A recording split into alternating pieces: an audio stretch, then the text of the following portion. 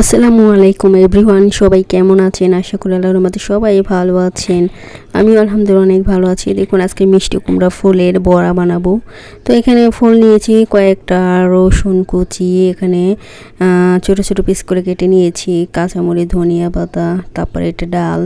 এখন সব মিক্স করব একসাথে, মিক্স করে তারপরে ব্লেন্ডার করব।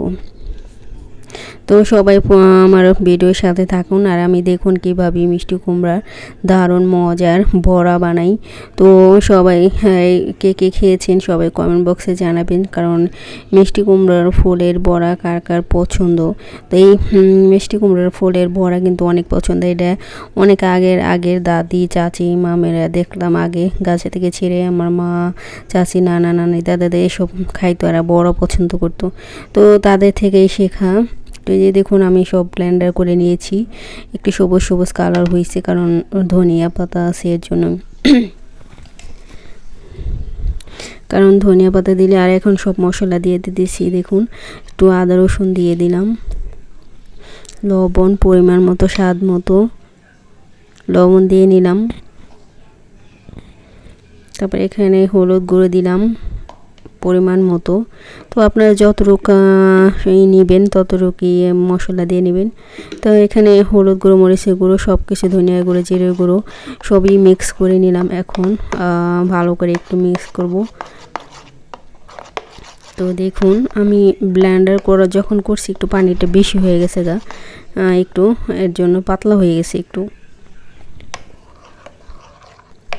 তো এই যে দেখুন আমি সব মশলা দিয়ে দিছি, এখন মিক্স করে 10 মিনিট রেখে দিয়েছিলাম। এখন আমি এই যে দেখুন ফুল দিয়ে দিলাম উপরে, ফুল দিয়ে এখন আমি উপরে ডালের দিয়ে পেস্ট দিয়ে এখন আমি গরম দিছি চুলায়, তেল গরম দিয়েছি, এখন তেলের ভিতরে দিয়ে দিব।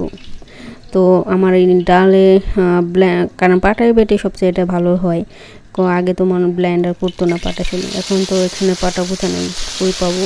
তো ব্লেন্ডার করছি এই জন্য একটু পানিটা বেশি হয়ে গেছে। তো যাই হোক বানাইছি, অবশেষে আটা দিলে বা ময়দা দিলে আর ভালো লাগে না, এই জন্য ওগুলো দিইনি। তো এই যে দেখুন আমার এটা কেমন হয়েছে সবাই বলবেন, সুন্দর একটা কমেন্ট করে দিবেন। তো আপনাদের সুন্দর সুন্দর কমেন্ট অনেক ভালো লাগে আমার। তো এই যে দেখুন আমার বড়াটা প্রায় হয়ে গেছে আর একটু বাকি আছে। তো কার কার পছন্দ। তো এই বড়াটা মুড়ি দিয়ে খেতে, গরম গরম ভাত দিয়ে খেতে অনেক ভালো লাগে। তো কার কীভাবে খেতে পছন্দ করে সবাই আমাকে কমেন্টে বলবেন। তো এই যে দেখুন হয়ে গেল তো সবাই প্লিজ আমার পুরো ভিডিওটা দেখবেন, কেউ টেনে ভিডিও দেখবেন না, কারণ 5 মিনিট মাত্র 5 মিনিটের ভিডিও। সবাই প্লিজ পুরো ভিডিওটা দেখবেন। আমি কিন্তু আপনাদের সবারই যার ভিডিও দেখি না কেন সবারই ফুল ভিডিও দেখি। তো এই যে দেখুন আমার অলরেডি বড়া হয়ে গেছে মিষ্টি কুমড়ার বড়া।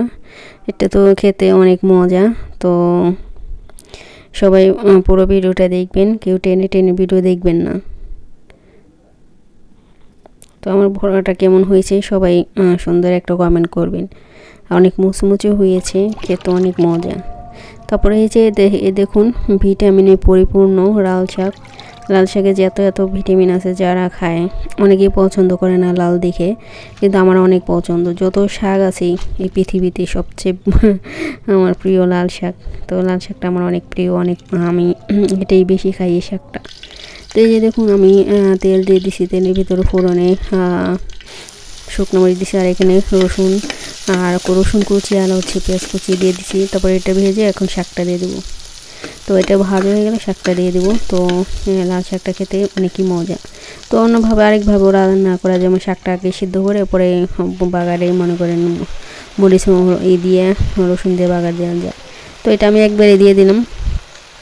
যে দেখুন শাকটা দিয়ে দিছি, এখন লবণটা দিয়ে দিলাম। এখন একটু নেড়ে চেড়ে ঢেকে দেবো, কারণ লাল শাকে আবার পানি উঠে, যত পানি ঝরান নাই কেন লাল শাকে পানি উঠবে, যে কোনো শাকে, সব শাকে পানি। তবে এই শাকের পানি দিয়ে এই শাকটা সিদ্ধ হয়ে যাবে, কারণ এই শাকটা অনেক কচি, এক করে সিদ্ধ হয়ে যাবে তাড়াতাড়ি। তো সবাই ফুল ভিডিওটা দেখবেন। আর লাল শাক কার কার পছন্দ সবাই কমেন্টে জানাবেন। অনেকে পছন্দ করে না, কারণ লাল হয়ে যায়, যে ভাত যখন খাই ভাতটা সাদা ভাত লাল হয়ে যায়, তখন দেখতে আমার অনেক ভালো লাগে আর খেতেও মজা লাগে, অনেক ভালো লাগে। অনেকে লাল দেখে পছন্দ করে না, তো কিন্তু আমাদের পরিবারে সবাই লাল শাক পছন্দ করে, সবারই লাল শাক অনেক ভালো, অনেক প্রিয়। তো এই যে দেখুন মানে শাকটা সেদ্ধ হয়ে গেছে গায়ে, আর একটু পানি শুকালে নামিয়ে ফেলবো। তো সবাই ফুল ভিডিওটা দেখবেন প্লিজ, কেউ টেনে ভিডিও দেখবেন না। এই যে দেখুন অলরেডি হয়ে গেছে, এটা গরম গরম ভাত দেখতে খুবই মজা।